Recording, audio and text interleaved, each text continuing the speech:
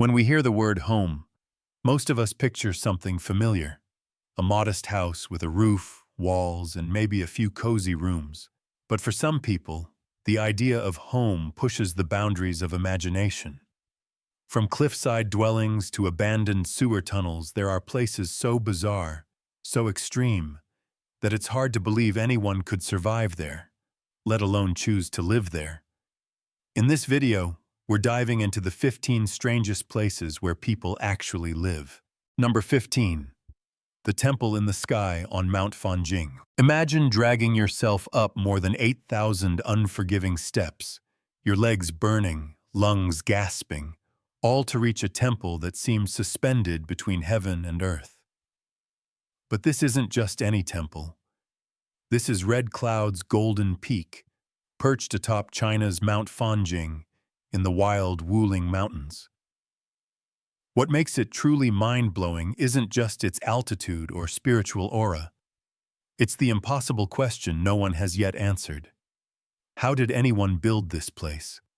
How did ancient Buddhists, over 500 years ago, haul construction materials up the side of a jagged vertical spire with no modern equipment, no cranes, no lifts? It's not a myth. It happened. And to this day, the method remains a mystery. Today's versions of the structures have been reinforced with stronger materials to survive the violent winds that whip through the peaks. But the original feat? Still unexplained. Was it sheer human will, divine intervention, or engineering knowledge lost to time? Whatever the answer, this mountaintop miracle has become a magnet for drone enthusiasts and curious minds alike, because seeing it with your own eyes, if you can survive the climb, is like stepping into another world. Today, this sky-high sanctuary draws countless drone enthusiasts, capturing breathtaking footage so that the rest of us can admire it from the comfort of solid ground, without risking a heart attack on the climb. Lucky us. Number 14. The coldest city in the world. Yakutsk is officially the coldest city on Earth. The temperatures in this Siberian province of Russia regularly drop below -44 degrees Fahrenheit. That's just a little bit chilly. That might seem like the weather's cold enough, but you may be amazed to hear that it can actually get even colder than that. The record-breaking lowest temperature ever recorded here was -83.9 degrees Fahrenheit, and that crazy number was observed back in February of 1987. How do people even function in those kinds of temperatures? It seems as though a big coat is probably not going to be quite sufficient enough to keep out the chill. Located about miles to the south of the Arctic Circle, this place is home to around 300,000 people, and during the summer months, they get along just fine. But when the cold comes and sets in, well, that's when life gets really difficult indeed. Such things that we might take for granted cease to be possible in a place like this during the wintertime. Wearing spectacles is suddenly completely impossible.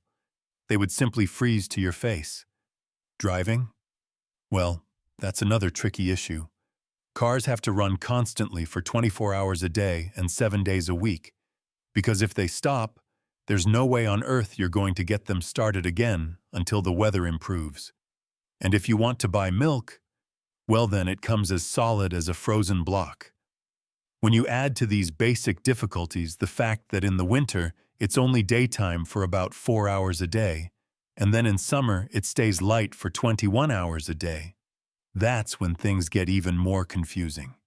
This place is just really, really strange. Number 13. Chong Kneas's Floating Village. Located in Cambodia in the Siem Reap region, there's the largest freshwater lake in all of Southeast Asia, the Tonle Sap Lake.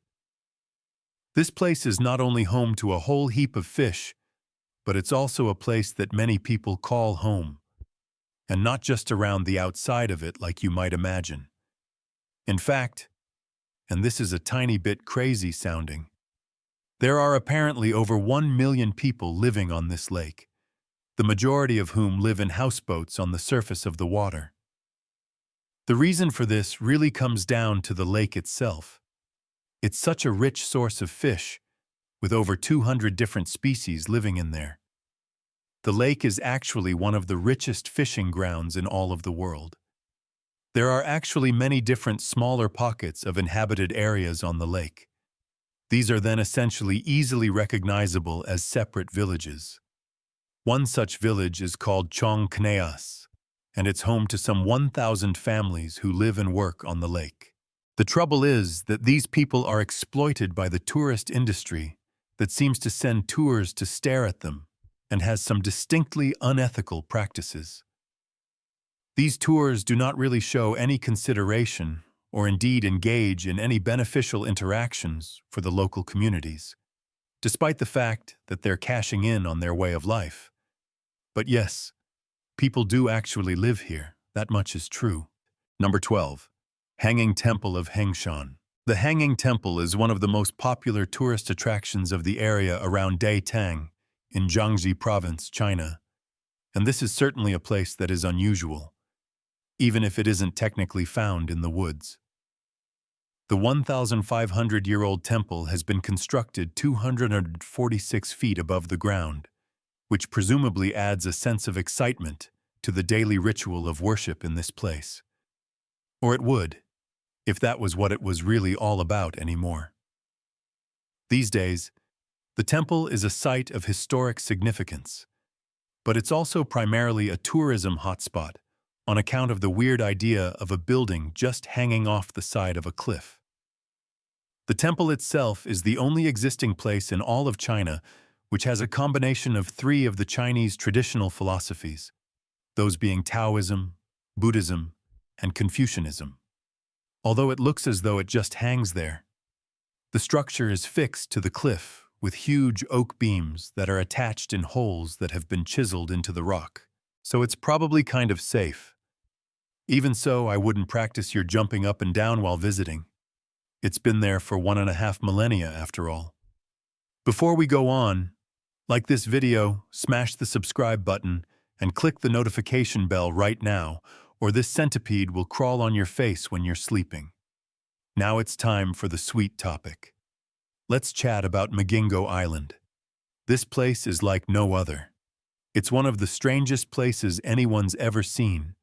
So strange, in fact, that we can't believe people actually live there. But they do. As you can see, this tiny little rocky outcrop is covered in shanty town-style metal shacks, and it's got a very unique vibe unlike anything anyone's ever seen before. Would you live here? As always, let us know your thoughts in the comments section down below using the hashtag #SweetTopic. Number 11. Hallstatt, China.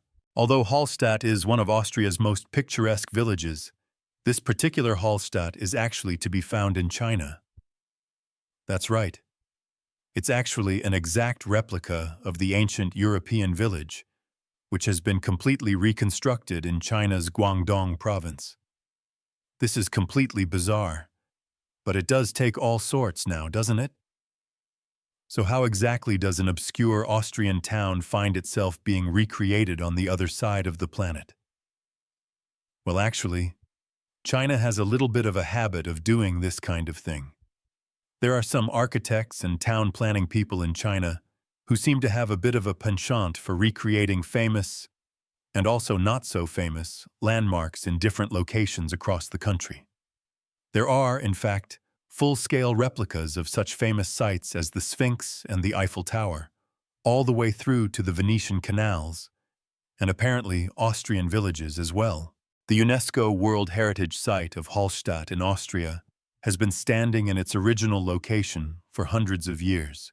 You know, looking like a fairy tale land, as many places in Europe are wont to do. However, this replica in China has only been around since 2012. Despite that, though, it does somehow seem imbued with a sense of history nonetheless, even if it is a bit discombobulating to suddenly find yourself up an Austrian mountain right in the heart of China. And yes, people do actually live here.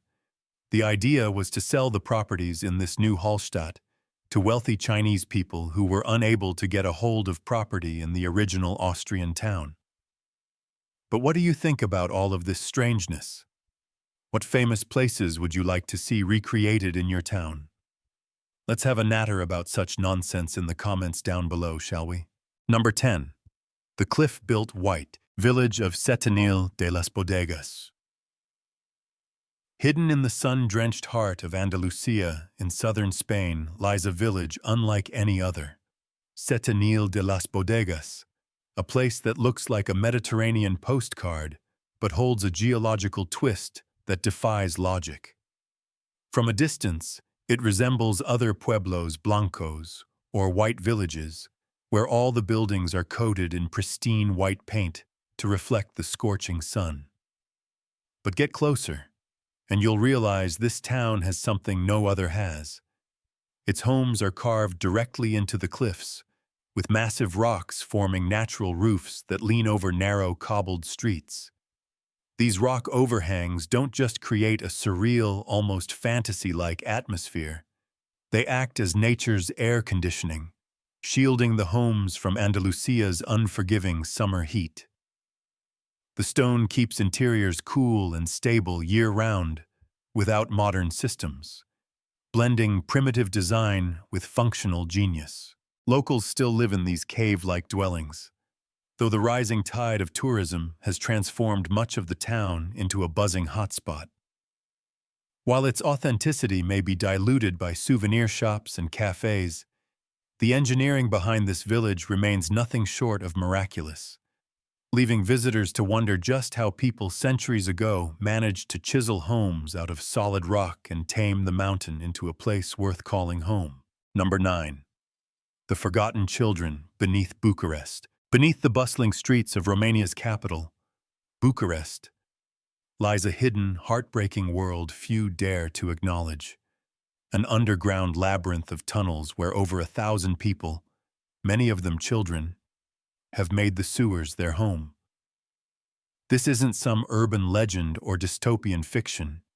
This is reality. The collapse of the Soviet Union in the late 20th century triggered the shutdown of countless state-run orphanages, abruptly casting a generation of children into the streets with nowhere to go. Many fled underground, and over the years, these tunnels evolved from a temporary hideout to a permanent underground society. Now, in these dark, damp passages, survival is a daily battle. Most of the inhabitants are drug addicts with no access to proper medical care, clean water, or government support. The only lifeline comes from a few dedicated charities that offer minimal help. There's no electricity, no sanitation, just rusted pipes, concrete walls, and fading humanity. And yet, this is the only world they know. Tourists walking the city above are often unaware that just below their feet lies a hidden community, where children grow up in darkness, forgotten by the world that created them. It's a stark and painful reminder of what happens when society turns its back on its most vulnerable. Number 8. Freedom Cove. Imagine stumbling upon a brightly colored oasis floating in the middle of a forested bay, complete with greenhouses, gardens, solar panels, and even a private lighthouse. This isn't a fantasy. It's Freedom Cove, anchored just off the coast of Tofino, British Columbia. Created in 1992 by artists Catherine King and Wayne Adams, this teal and fuchsia marvel isn't just a floating home. It's a self-sustaining work of art. Over the decades, the couple has added everything from an art gallery and dance floor to food-growing systems and composting solutions. The structures drift peacefully on interlocked platforms, surrounded by the Pacific Ocean and towering forest cliffs. But behind the whimsical colors and serene atmosphere lies a life of hard-earned simplicity. Living off-grid and being 45 minutes by boat from the nearest town means no running to the store for forgotten milk. Everything is maintained, harvested, and powered by the couple's own effort, from catching rainwater to chopping wood and growing produce. Yet despite the labor, they believe that the peace, freedom, and deep satisfaction of living on their own terms make it all worthwhile. In an age of chaos, Freedom Cove is proof that it's possible to build your own world, one plank at a time. Number 7. The Mystery House of Elliday Island. From a distance, it looks like a fantasy. A lonely white house clinging to the rolling green hills of a remote island, surrounded by misty ocean and steep cliffs. Welcome to Elliday Island, one of Iceland's most mysterious sights. This tiny slice of land, located in the Vestmannaeyjar archipelago, has sparked a whirlwind of conspiracy theories and online speculation. Some say it's a billionaire's secret escape. Others claim it belongs to Björk, and some even believe it's home to a reclusive religious cult. But the truth? Much less dramatic. The house was built in 1953 by a local hunting association and is used exclusively by members as a lodge during puffin hunting season, a traditional pastime in Iceland. That's right. The mysterious house is a humble hunting cabin, not a fortress of solitude. Though it's not wired for electricity or modern comforts, it offers shelter to those brave enough to navigate the rugged waters and steep cliffs to reach it. Today, the house stands as a surreal symbol of solitude, raising endless questions in the minds of curious onlookers. And while you and I may never set foot inside, we can still admire from afar one of the most strikingly isolated homes on Earth. Number 6. Cliff Village. Perched precariously on a 2,600-foot vertical cliff in China, the remote village of Atula, known famously as the Cliff Village, redefines what it means to live on the edge, quite literally. For decades, the villagers, among the poorest in Sichuan province, scaled treacherous rattan ladders woven together by hand just to reach their homes. Children as young as 6 clung to the sides of the mountain, often risking their lives simply to attend school at the bottom of the valley.